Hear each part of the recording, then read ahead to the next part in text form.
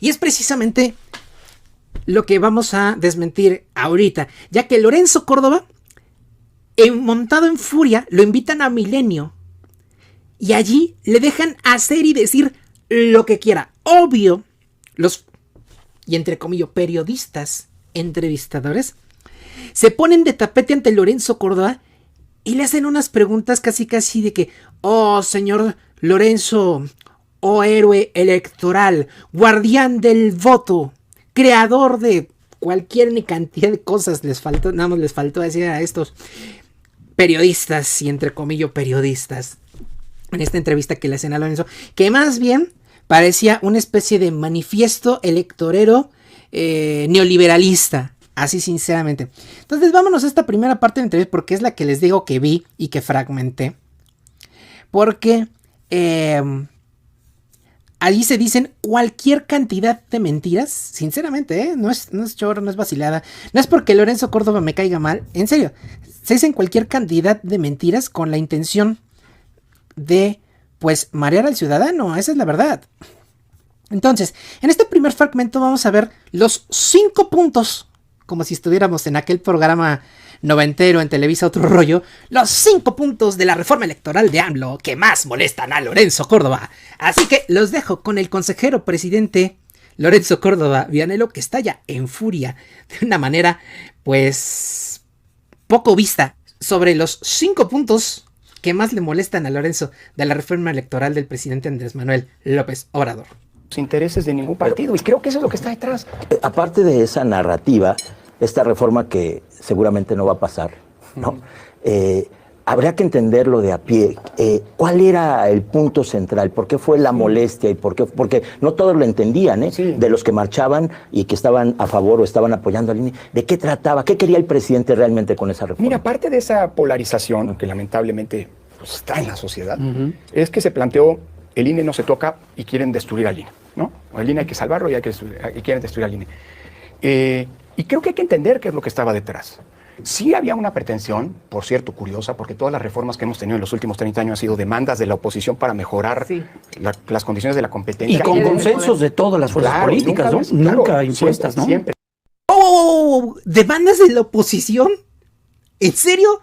Cambiar del IFE al INE fue una demanda opositora, fue una demanda del PRD cuando tenía 2 dedos de credibilidad. Fue una demanda del entonces Movimiento de Regeneración Nacional antes de ser partido político.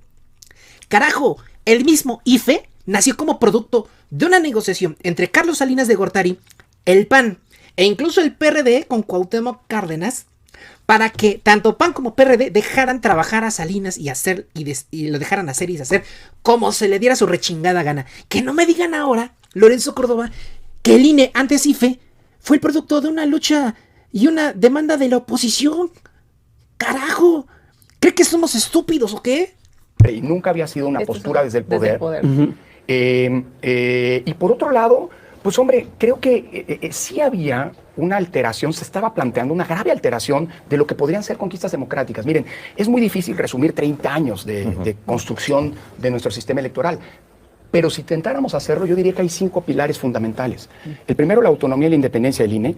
Y la propuesta que se hizo desde el Ejecutivo, sí, claramente estaba planteando volver a meter al Ejecutivo, aunque sea proponiendo a 20 de los candidatos para ser elegidos, por cierto, nadie podría hacer una elección sin el respaldo de un partido, ¿no? Una vulneración a la autonomía y a la independencia. Segundo, el servicio profesional electoral. Si en México se pueden hacer elecciones en las condiciones de violencia, de complejidad geográfica, social, etcétera, y hay urnas en todos lados, es gracias a que hay un servicio profesional electoral. Y la propuesta del presidente planteaba desaparecer el servicio profesional electoral, al menos lo desaparecía de la Constitución. Tercero gran eje, la presencia territorial del INE, que junto con los OPLES, permite que los órganos electorales estemos en un contacto permanente con la ciudadanía, que es indispensable, 1, para conocer el terreno, y 2, para brindar servicios esenciales como los expedir la credencial y poder ser eficaces al momento de llamar a los ciudadanos para que sean funcionarios de casilla. A ver. Este está interesantísimo. Dice Lorenzo Córdoba que necesitan la famosa duplicidad de funciones, tanto de parte del INE federal como de los organismos electorales estatales, para poder, fíjense, entregar credenciales de elector y 2, convocar a los ciudadanos para ser funcionarios de casilla. Neta, ¿es en serio Para eso quieren tanta gente y tanta lana, para hacer algo que pueda ser perfectamente una pequeña oficina en un estado de la República. Claro, teniendo sus respectivos auxiliares, porque no es lo mismo decir Tlaxcala, que es un estado pequeño, o Colima o Nayarit, que decir Chihuahua, que decir Sonora, que decir San Luis Potosí. O sea, se entiende por obviedad que en estados más grandes tendrá que haber pues varias oficinas. Pero ¿qué es lo que pasa? Tienes varias oficinas y las tres hacen exactamente lo mismo. Y además, hay que mandarle sus carretadas de dinero para que puedan funcionar. Esto es lo que está diciendo Lorenzo Córdoba. Que la coordinación entre sus oficinas del INE y los organismos electorales estatales, pues sirven para, repito, entregar credenciales de elector y convocar a los ciudadanos para que sean funcionarios de casilla. 4, el padrón electoral. De ahí venimos. Cuando el padrón electoral lo manipulaban los gobiernos, había muertos que estaban ahí, que votaban, había opositores que eran rasurados, etcétera. O sea, la construcción de la democracia significó quitarle el padrón electoral al INE. Y llama mucho la atención que Pablo Gómez haya dicho, claro, sí, claro, queremos que el padrón electoral vuelva el autor de la reforma, ¿no? Queremos que vuelva a gobernación, porque ahí es donde debe estar. Bueno, cuando era opositor no decía lo mismo, ¿no? Pero ahora en el gobierno sí lo dice. Y este otro detalle, el padrón electoral. A ver, recordemos que a José Waldenberg le robaron el padrón. Le robaron el padrón electoral. 1. 2. Ya nadie se acuerda de esto. Pero a Movimiento Ciudadano, ya como cuando empezaba, pues le tienen que entregar un padrón electoral. A todos los partidos se les da. ¿Pero qué creen que hizo Movimiento Ciudadano? Pues resulta que lo sube a una nube que se llamaba Megared. Así se llamaba.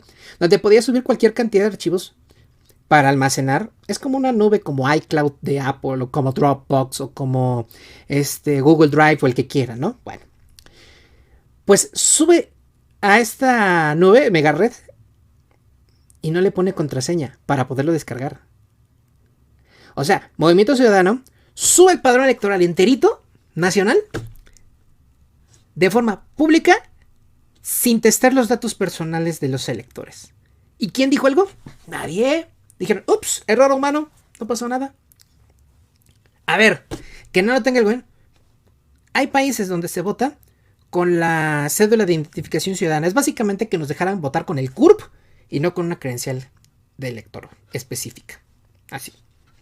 El propio Lorenzo Córdoba, yo recuerdo mucho que fue al Reino Unido de la Gran Bretaña y él comentó que las elecciones las organizaba el gobierno. Los funcionarios de casilla eran los propios funcionarios públicos que en su horario de trabajo acudían a una casilla a recibir el voto. Y eran ellos mismos los que contabilizaban los votos. No se mandaban a hacer boletas especiales con papel seguridad, ni urnas especiales transparentes. No. Todo era súper sencillo, súper económico. Claro, necesitas un gobierno honesto, un gobierno decente, un gobierno responsable. Imagínense que hubiera organizado las elecciones de 2018 el gobierno de Peña Nieto.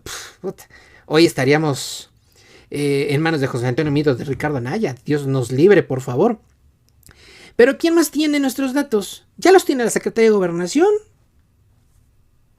El Servicio de Administración Tributaria, todos los que somos mayores de edad y que hemos tenido ya sea que darnos de alta en Hacienda para ejercer como profesionistas independientes, o bien que utilizas instrumentos de crédito, instrumentos bancarios. Pues también tus datos los tiene la Secretaría de Hacienda, la Comisión Nacional Bancaria y de Valores. Si has contratado un plan tarifario con alguna empresa de telefonía móvil, también ellos tienen tus datos personales. Si has contratado también algún tipo de estos créditos personales con estas tiendas como Coppel o Electra, creo que es Banco Azteca o lo que sea, ellos también tienen datos personales. Entonces viene Lorenzo Córdoba a decirnos que ¿cómo los va a tener el gobierno nuestros datos personales? Güey, nuestros datos personales están pululando por todos lados. ¿A cuántos de nosotros en más de una ocasión nos han llamado de algún banco, el que ustedes quieran, sin que tengamos relación con ese banco? O que nos quieran vender un seguro, o que nos quieran vender algún servicio de internet, o que nos hablen de cualquier N cantidad de empresitas para ofrecernos cualquier cantidad de cosas. Y Lorenzo Córdoba diciendo, ¿cómo el padrón electoral lo va a tener el gobierno? Hay que proteger los datos de los electores. No te hagas, güey, nuestros datos personales están pululando por todos lados. La verdad, quien tenga el padrón electoral ya es lo de menos. Bueno, vamos al quinto y último punto. Quinto punto. Las condiciones de equidad de la competencia. Esencialmente el financiamiento y el acceso a los medios que permitieron, justamente después de que se introdujeron, que se empezara a dar la alternancia como un fenómeno que cobró carta de naturalización. todos estos 5 puntos, que son los pilares de nuestra transición a la democracia, se ven afectados por la propuesta del Ejecutivo. Y sobre eso, pero... ¿En serio? ¿Me vas a hablar de equidad en la contienda? ¡Ojo! Andrés Manuel López Obrador, los gobernadores de los 23 estados que hoy gobiernan la 4T, la mayoría en el Senado, la mayoría 2 veces conseguidas en la Cámara de Diputados, no se obtuvieron gracias al INE, se obtuvieron a pesar del INE. Que no nos venga aquí a querer hablar de la equidad en la contienda. Ahora, Lorenzo Córdoba no solo se quejó amargamente de la reforma electoral, también se atrevió a decir 5 fake news, 5 notas falsas, 5 informaciones falsas sobre una supuesta acción del gobierno en contra del Instituto Nacional Electoral. O sea, no nada más exagera las cosas, sino que además se dio el lujo de mentir en un medio de comunicación. O sea, ya llegó al extremo de no mandar decir las mentiras con alguien, ¿no? No, ya es él mismo el que miente flagrante y públicamente. Vámonos aquí al minuto 12:55 de este espacio. Vamos a ver. Bien, corre. De manera distinta por falta de dinero. Bueno, el problema es que si se hacen las elecciones de manera distinta, tienen que hacerse con base en una ley, no por un tema financiero. Porque entonces, si tú tienes que cambiar el cómo se hacen las elecciones porque no te dan dinero y con ello no cumples lo que dice la ley, como ya nos pasó en la revocación de mandato, que no se cumplió con lo que dijo la ley, con lo que decía la ley y les dio lo la que razón quería a hacer. Suprema. A mí, mira, lo que me preocupa es que esto ya es parte, digámoslo así, y no es solamente de un partido en exclusivo, ¿eh? Es parte de una estrategia en la que parecería que por la ruta presupuestal se quiere doblegar a las autoridades electorales. Miren, Se atrevió a citar la revocación de mandato, donde se le demostró con papeles y con cifras que sí les alcanzaba para poner las 160,000 casillas que se deberían de poner por ley, pero simplemente no se le dio la gana ponerlas. Punto, eso fue lo que pasó. lo que está pasando, y es un fenómeno global, pero que en México está muy presente, es un fenómeno de acoso a las autoridades electorales que se está dando en 5 grandes ejes. Primer eje, la descalificación desde el poder de las actuaciones electorales e inventar, por ejemplo, el discurso del fraude de parte de quien detente el poder. Ahora resulta que los fraudes electorales son como que imaginaciones del presidente y nosotros somos una bola de esquizofrénicos, bola de idiotas, que nos andamos figurando en nuestras mentes una crisis electoral que ha generado que, por ejemplo, en el Estado de México no haya alternancia en toda su historia, que haya permitido que también hubiera alternancia de color, pero no de ideología ni de decisiones de gobierno en estados como Tamaulipas, en estados como Chihuahua, o en estados como Sonora antes de que llegara la 4T a Sonora, por ejemplo, ¿no? O a Tamaulipas también antes de que llegara la 4T. En Sonora con Alfonso Durazo, en Tamaulipas con Américo Villarreal. Ahora resulta que los fraudes electorales pues no existieron. Ah, qué a toda madre. Segundo eje, el acoso personal a los titulares de los órganos electorales. ¿Y entonces qué? Si es la persona la que miente, a la persona hay que exhibir, a la persona hay que denunciarla públicamente. O sea, ahora resulta que pueden mentir flagrantemente y tratar de engañarnos con impunidad, sin que nadie diga nada. Como dice el presidente, ¿y me voy a quedar callado? Pues no, claro que no. Amenazas, denuncias penales, amenazas de juicio político y hasta violencia. 3, la astringencia presupuestal. Tú tienes que hacer cosas, no te doy el dinero y a ver cómo le haces. Cuarto eje, la reforma electoral. Proponer reformas para tratar, a través del cambio de las reglas, captar órganos que son autónomos e independientes. Y quinto eje, pues que también es un eje del que hay que preocuparse, capturar a los órganos a partir del nombramiento de personas fieles, correas de transmisión, como lamentablemente ha pasado, y es tristísimo, con la Comisión Nacional de los Derechos Humanos, cuya titular hoy pues parece que ha utilizado una institución del Estado para sumarse a un proceso de descalificación política desde los circuitos gubernamentales en contra del INE, ¿no? Lorenzo. A ver, aquí la CNDH hace recomendaciones. La CNDH ya ha sido muy criticado, incluso criticado en este gobierno. No le dan dientes para poder actuar, solo puede emitir recomendaciones. Y al joven Lorenzo le incomoda que le digan, oye, pues es que el derecho a votar y a ser votado, pues no se lo puedes negar nada más porque tú crees que, tú y tu equipo creen que, pues no, 1, 2. Si dice la Constitución que la ciudadanía tiene el derecho de elegir su propia forma de gobierno, pues tanto más eso incluye nuestro sistema electoral. Nosotros ciudadanos exigíamos reforma electoral. Ellos hicieron la encuesta. 85-90% de los ciudadanos, 85-90 ciudadanos de cada 100 pedían reforma electoral. Carajo, en la marcha del 13 de noviembre, la de los fachitos, le preguntaban a la gente, oye, ¿quieres que se reduzcan los diputados en las cámaras y los senadores? Sí. ¿Te gustaría, estás de acuerdo con que sea el ciudadano el que elija a los funcionarios electorales y no los partidos? Totalmente de acuerdo. ¿Estás de acuerdo con que se reduzca el dinero público a los partidos políticos cuando no sea tiempo de elecciones? También estás de acuerdo. Pero, ¿qué piensas de la reforma del presidente? Está mal. Güey, ellos hicieron la encuesta. Hasta los fachitos decían, sí queremos estas medidas. Claro, no las que propone López, pero sí estas, ¿no? Está medio rara esa respuesta, pero bueno, muchos compañeros en YouTube lo exhibieron una y otra vez de una manera que ni cuenta se dieron. O como la señora que dijo que no tenía que proceder la reforma electoral porque Andrés Manuel López Obrador era un satánico.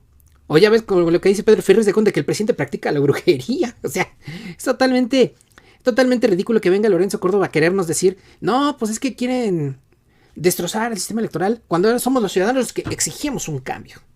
Se logró parte de ese cambio, pero no el cambio que necesitamos y el cambio que queríamos. Pues bien, ahora vamos al último punto de esta primer apartado. Lorenzo Córdoba afirma que no es momento para una reforma electoral, sobre todo en tiempos en que se viola la ley electoral y a los políticos, y así lo dice, y a los políticos les vale gorro. Y entonces, ¿cuándo va a ser momento? Dicen, es que viene la elección intermedia 2023, la del Estado de México y Coahuila. Luego hay elecciones el 24, ok. Y luego también hay elecciones en 2025, en 2026 no habrá, pero en 2027 sí. Entonces, ¿cuándo? Pregúntome yo. Ahora también hay otro fenómeno que se está dando, que es la sucesión adelantada. Bueno, el Ejecutivo ha adelantado el tema de sucesión. Hay corcholatas ahora, mucho tiempo antes de las elecciones. Hay quienes dicen que el instituto no está haciendo lo debido para contener este fenómeno. ¿Cómo lo están procediendo? ¿Cómo lo han visto ustedes esto? De que haya estos precandidatos y que haya llamantas y que haya mensajes y que haya bardas. Mira, chicos. Este es un tema bien delicado, digo yo. ¿Por qué? Y que me lleva, perdón, no quiero reintroducir el tema de la reforma, pero a ver, ¿de veras este es el mejor momento para hacer una reforma electoral cuando ya se adelantó la sucesión? Es decir, tenemos corcholatas por un lado, tenemos pasarelas por otro lado. O sea, ya todo el mundo está viendo quiénes van a ser los contendientes. Hay quien ya levanta la mano, hay quien dice yo quiero ser, hay diputados que dicen yo soy el sucesor del compañero, y qué sé yo, ¿no? Autodestapes. De veras en un contexto en el que, aun cuando se esté violando la ley, porque eso no debería, nuestras reglas lo prohíben, de veras es un buen momento para cambiar las reglas del juego. Cuando ya hay quien está, cuando el juego, ilegalmente si quieren, pero el juego ya arrancó, llamo a esa reflexión. Dicho eso, bueno, está clarísimo. Hay reglas que establecen cuáles son los tiempos de la política. Y tenemos actores políticos que están pasándose por el arco del triunfo esas reglas. ¿Qué hace el INE? Pues en el INE estamos emitiendo un montón de medidas cautelares. El INE no puede hacer más, porque acuérdense que el INE conoce las quejas, las denuncias que se presentan, las investiga, emite medidas cautelares, ordena quitar publicidad, bajar tweets, bajar publicaciones en redes sociales, etcétera, etcétera. Pero quien resuelve el fondo, quien dice si efectivamente hay un acto anticipado, si hay una violación a la Constitución, si se está utilizando recursos públicos para promocionarse como servidores o no, es el tribunal. Y el tribunal ha estado tomando muchas sentencias, ha estado emitiendo sentencias diciendo que efectivamente está violando la Constitución. Por cierto, de las medidas cautelares que toma el INE, que también se pueden impugnar ante el tribunal, un 95% se validan. Sí. ¿Qué es lo que estamos viendo? Que hay actores políticos que les vale gorro, para decirlo de manera coloquial. Y luego se quejan de que el INE o las autoridades electorales bajemos a candidatos que violaron la ley y amenazan con violencia. Perdón, es un juego profundamente perverso e irresponsable. Porque las reglas del juego pueden o no gustarnos, pero si lo normal es que las reglas se violan, pues este es un juego que ya no puede llamarse democrático. Es el juego de la gandalle. Reglas avaladas por ellos mismos. Ellos las pusieron, ellos las pactaron. ¿Quién prohibió, que es una regla absurda, ¿Quién le prohibió al presidente de la República poder manifestarse en un proceso de revocación de mandato?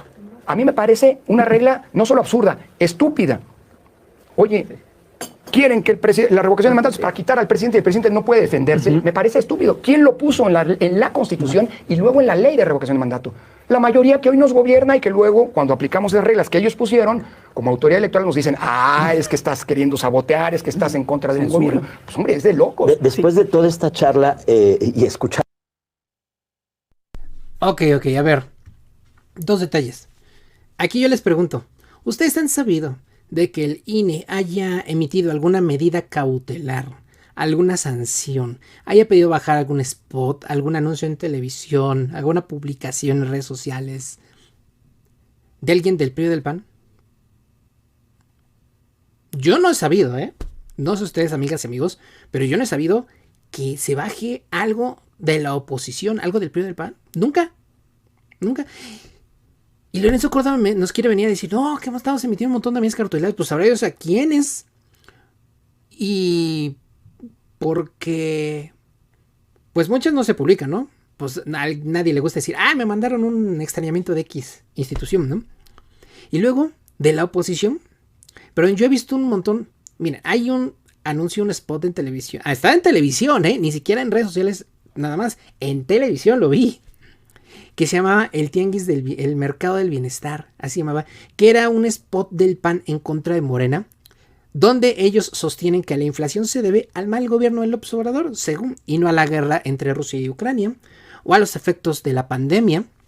No, es culpa del presidente López Obrador que no sabe manejar la economía.